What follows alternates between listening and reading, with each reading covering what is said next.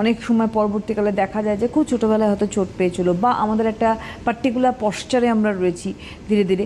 এর থেকে কি হয়, আস্তে আস্তে যখন আমাদের সার্ভাইকাল মানে আমাদের লাম্বার স্পন্ডালোসিস ধরে, মানুষের কিন্তু মুভমেন্ট খুব রেস্ট্রিক্টেড হয়ে যায়, কারণ কোমরে বেল্ট পরে ঘুরছে, বেল্ট ছাড়া থাকতেই পারছে না। তো এইখানটাতেও আমার একটা প্রশ্ন।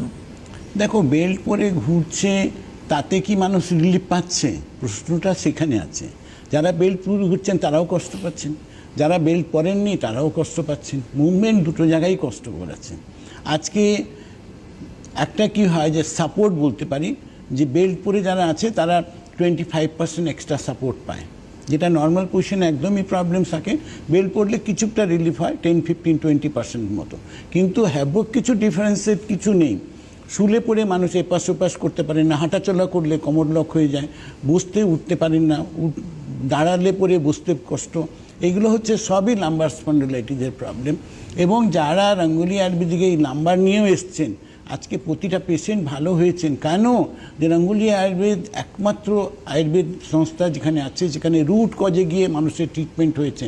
যার জন্য কিন্তু আপনারা যারা এসছেন রঙ্গোলি আয়ুর্বেদিকে বা ট্রিটমেন্ট করছেন, তারা আজকে ভালো একটা সুখবর পেয়েছেন যে না, আমি ভালো আছি, আমার প্রচুর কষ্ট ছিল, আমি সেখান থেকে রিলিফ পেয়েছি।